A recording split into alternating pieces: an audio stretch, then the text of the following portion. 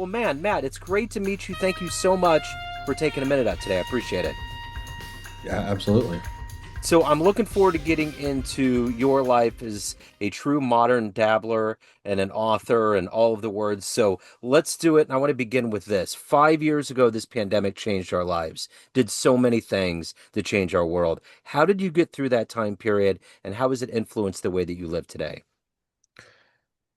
Wow. Well, for one thing, I wrote the book, and I had taken this trip that the book is about before the pandemic, and was kind of half serious about it, and then COVID hit, and I realized I would lose my mind if I didn't do something with all this free time, and also I wasn't going to be traveling, and so I think I just poured myself into that, and I started walking a lot. Like I'm sort of the early phases of one of those old guys that just walks everywhere all the time. And and I got a new appreciation, I guess, for my neighborhoods. I just decided I was going to walk every interesting street around me, and sort of branch out and go up and down the coast. And I made it pretty far. I made it down to Laguna Beach. Yeah. Um, but I kind of got tired of all the driving just to pick up where I left off the last time on the coastal part. Yeah.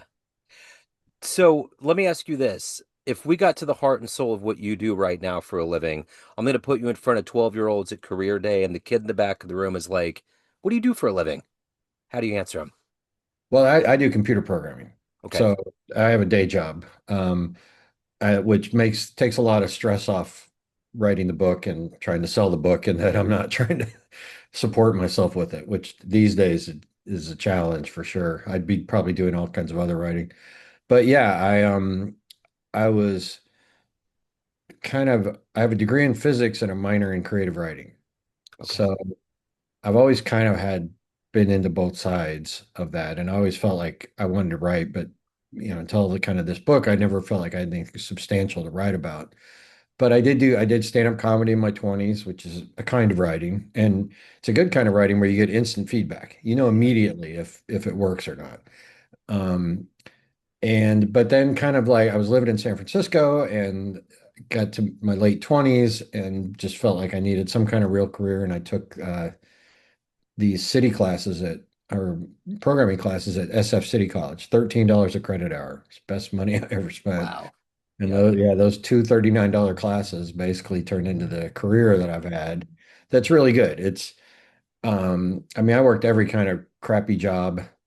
You may know, around Kansas City growing up. Yeah. I was on best temps, Yeah. and I'd get sent to like the Coca-Cola warehouse and it's 95 degrees. And so a job where you get to sit in air conditioning and solve puzzles all day for a living was an awesome idea. Yeah. And I get into flow state and the time just goes by like that. And I have ADHD, so it's kind of the perfect thing for me. And I take Ritalin now, but I wasn't taking anything back then, but programming was kind of like the antidote. Yeah. And so yeah, that's been a great career for me. And I've taken some time off to play poker. There's the modern dabbler thing.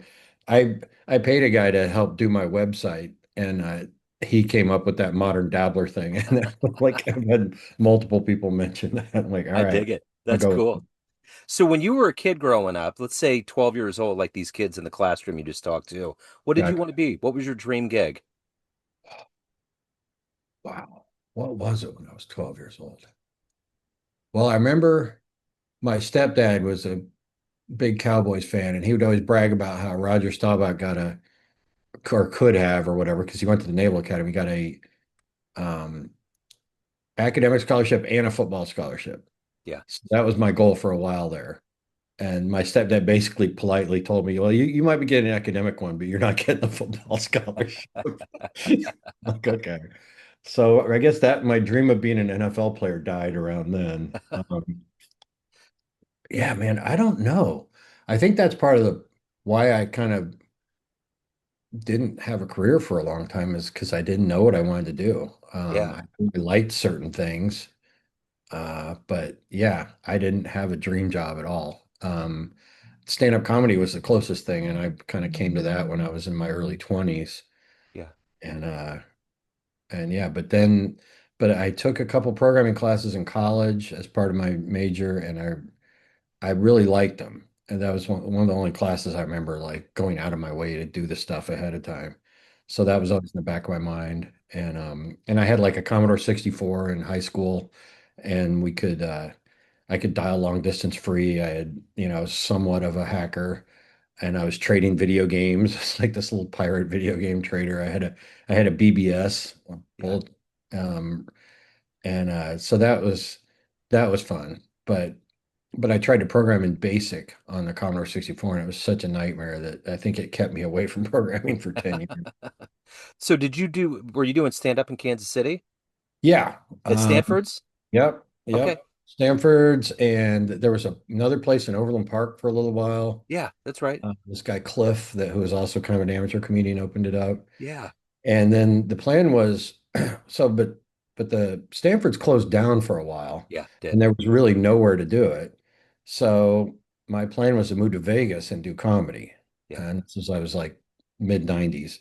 And I got to Vegas. It was hot. It was 100 degrees at midnight. And then as part of that trip, I went on, met a friend in LA. This is the first time I'd ever been to the to LA. I'd been to San Diego once. And we drove up the coast all the way to San Francisco, took Highway 1 the whole way, which was just amazing. Yeah. And then I did comedy at a bar in San Francisco, and I bumped into a friend of mine from Kansas City that I kind of vaguely knew had moved out there. And I just said, nah, I don't want to live in Las Vegas. And decided Vegas is kind of where you go at the end of your career, not the beginning of your career as a Yeah. comedian. So I lived in San Francisco for 5 years and really liked that a lot. But then kind of started to get the real career and wound up getting a job in LA and moved down here. And I've pretty much lived here since 2000.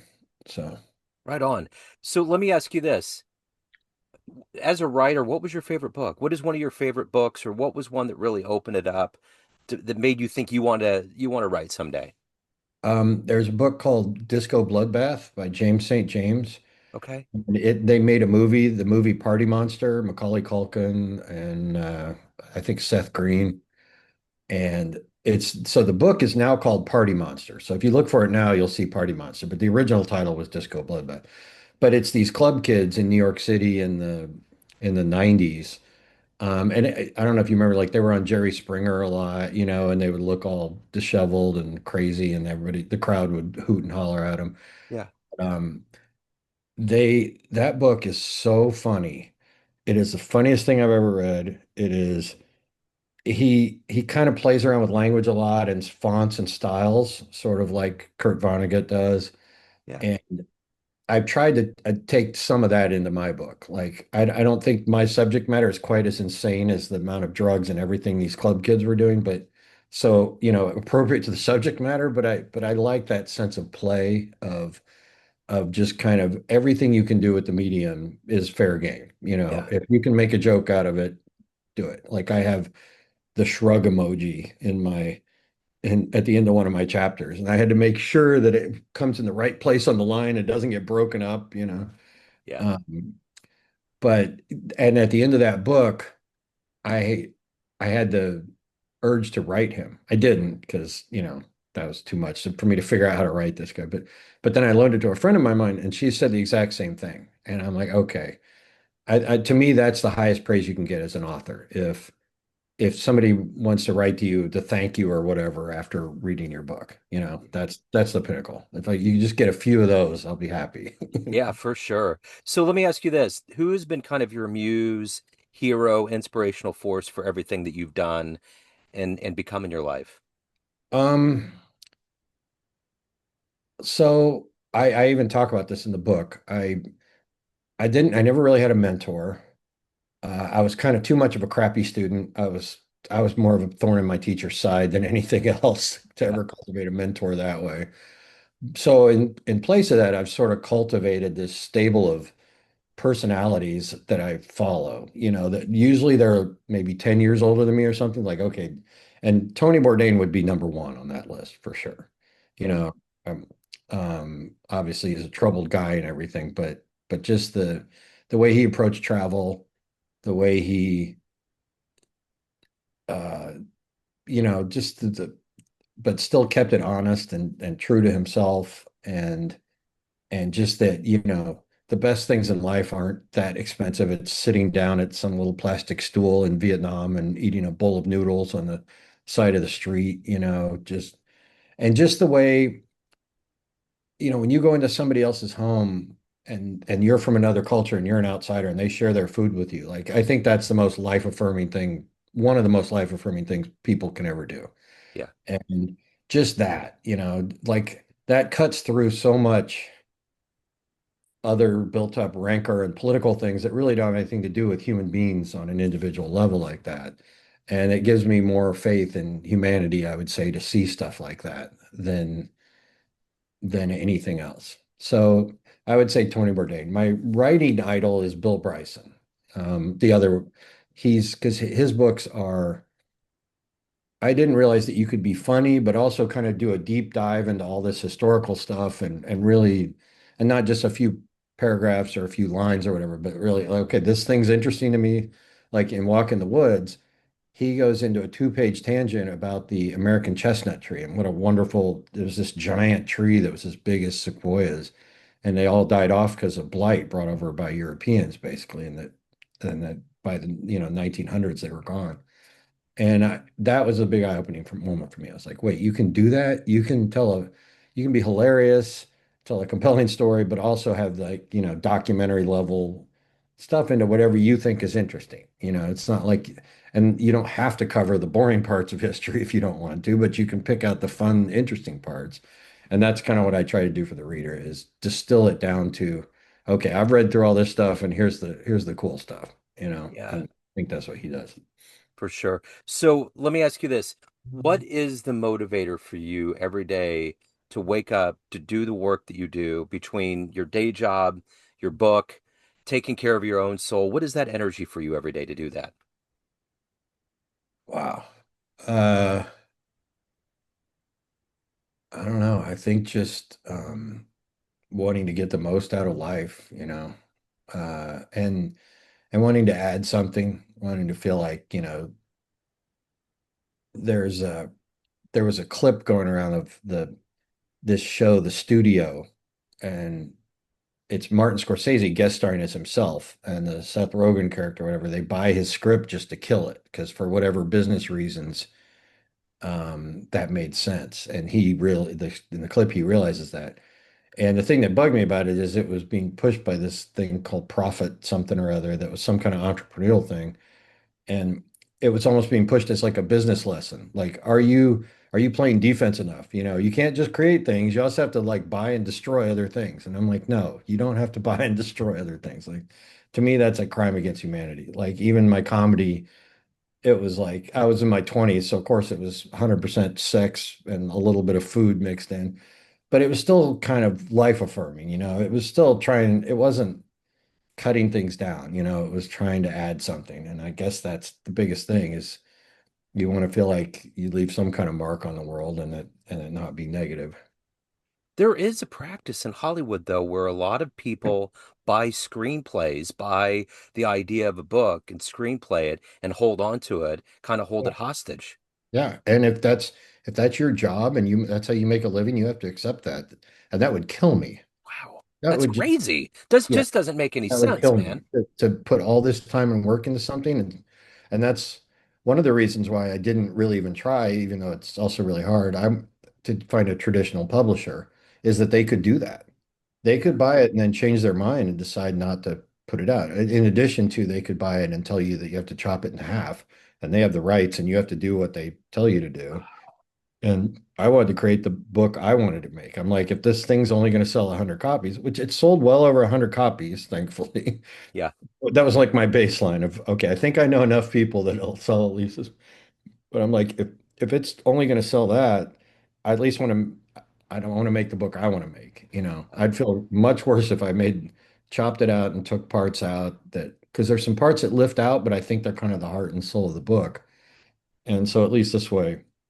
And I took this writing workshop in Paris with Rolf Potts, this guy, and Ari Shafir, who's a kind of famous comedian that yeah. became friends with Rolf. He's there, and he sort of inspired me a little bit on that. He made the final decision for me to go with it's a hybrid publisher. It's like self-publishing, but they do have standards and you copy edit it and you get an imprint. So it's not like just pure self-publishing, but you basically pay for it, but you also get to keep much more of the profits.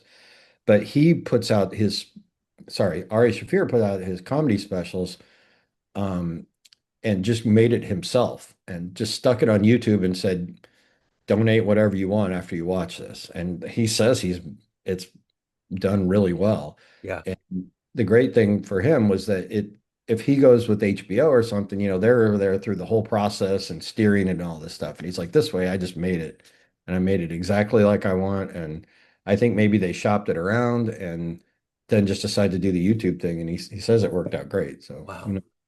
So let me ask you this. If you were to run into the 18-year-old version of you in a dream tonight, and you could give that version of you a piece of advice based on this life you've lived, the journey you've made, the wisdom you've accumulated, what advice would you give that young Dude, version of I you? am not prepared for these questions. Holy cow. I guess that's part of the idea, right? You don't send me these ahead of time, so it's like what truly pops up in your head. It's very visceral. This is a visceral experience. Um, well, just as far as career wise, moving to Silicon Valley at that time, um, is something I've always thought about because it's a thing I like to do, and it might have, who knows, might have got hooked up, might have been like the fourth employee at Apple or something like that. Yeah, But I also am like, I if I had that much money in my 20s, I might be dead, yeah, Like, so I don't know. I don't know what I would tell myself to do different. It's because it's what makes you who you are right now, true. Yeah, and gets you to this point. Um, Definitely not party as much. Uh, it's I guess I'm lucky I don't really have an addictive personality, but I have an indulgent personality. And I would say, I mean, it was fun, but it didn't really go anywhere, for a good 10, 15 years, I would say, of just sort of on this treadmill of getting messed up on the weekends and then recovering during the week and, working, job, yeah, having fun with friends, but not really creating anything until I finally kind of broke out of that cycle and I have all this extra free time and energy. And what am I going to do with it? So, yeah, I would definitely tell myself that. Stay away from the white drugs, yeah, basically. yeah. Green, it might be okay. If it's white, it's probably not Probably okay. not a good idea. There was a No. couple of dudes from Liberty that moved out there and got hooked up with a startup called US Toy.com, I think. It was something like that. They made a whole lot of money and came back. Yeah. It was when the bubble burst, but there was a lot of people that went out there. It was the wild frontier. So let me ask you this. Of everything that you've done and accomplished and become at this point in your life, what are you the proudest of? The proudest of is I had a kid in my life for about 10 years. Kind of wasn't even really dating her mom, uh, but we were good friends, and her mom had a bunch of health issues. And so I kind of took a pretty big role in the kid's life and taught her how to drive, and all that. And yeah, nothing comes close to that. Like, I mean, I don't have kids, but at least I have this little glimpse into what it kind of must feel like to have kids, and just having another, knowing that, okay, this person's kind of dependent on me, and I just took on my role as to show her all the different things of life that she could become, and also try to show her like, okay, this is the way a guy is supposed to act, and you should be able to count on a man, later on. Yeah, Uh, yeah, I don't want to go into detail of all the family things, but yeah, nothing comes close to that. yeah. Uh, So what do you miss about Kansas City? Or do you miss anything about Kansas City? I totally miss Kansas City. I come back all the time. I'm actually going to be there in a couple of days. I'm going to a wedding, my cousin's wedding in St. Louis, driving back to Kansas City with my family, and then going to my sister's wedding or my sister's kid's wedding in Denver. Um, I miss fall and spring. Yeah. Uh, Not having seasons is a big adjustment if you've grown up with seasons. I don't miss summer and winter. I really like being outside. I really like walking. And when it's 100 degrees or 90 and humid at night, it's just not that much fun. Yeah.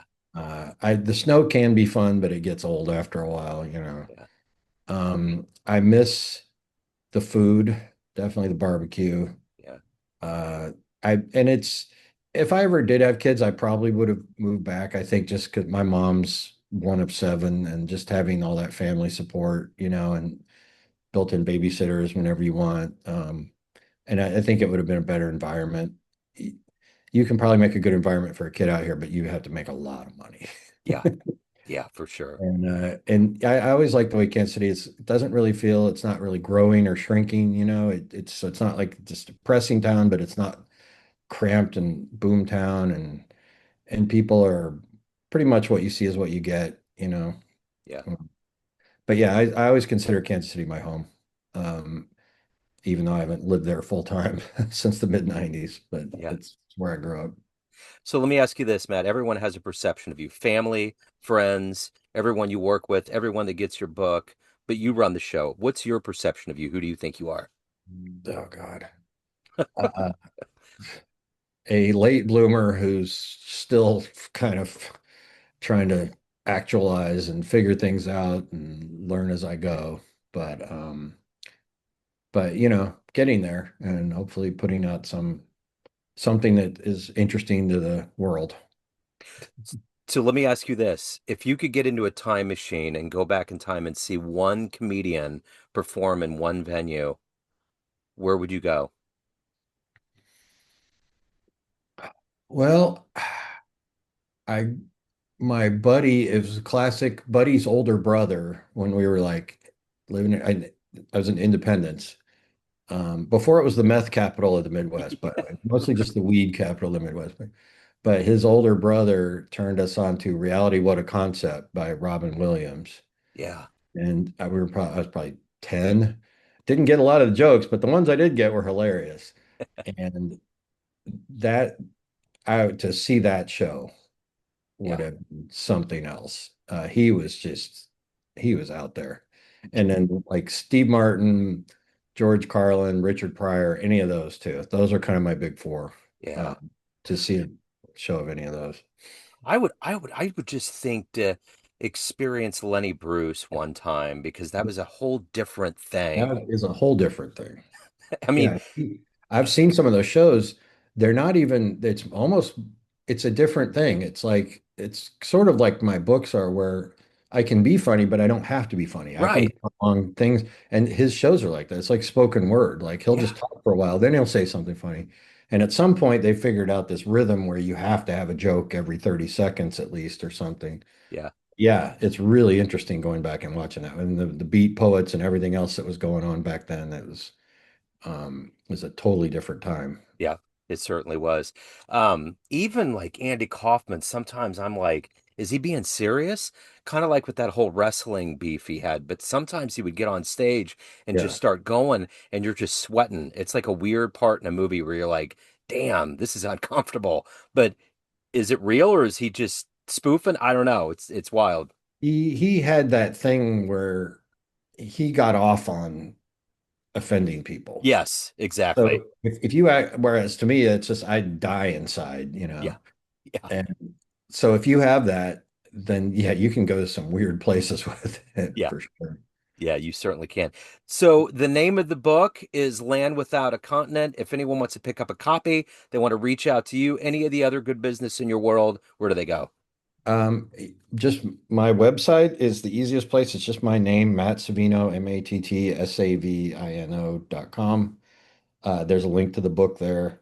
The book you can buy on Amazon, or I always give a shout out to bookshop.org because they support the local bookstores. And yeah, that's pretty much it. I don't Okay. have a big social media presence or anything else to promote, just the book. Okay, cool. Well, I will put links up in the show notes. Matt, this has been great. It's always great to run into somebody from the 816. Thank you Yeah. so much, man. I Yeah. appreciate it. Yeah. I saw KC in your username and I was like, wait, he's actually from Kansas City? And that's cool. Yeah, yeah, it's always good to run into it doesn't happen a lot on this platform, but when it does, it's always good. So man, thank you so much. I appreciate it and best of luck with everything. Okay. Thank you. Cheers, man.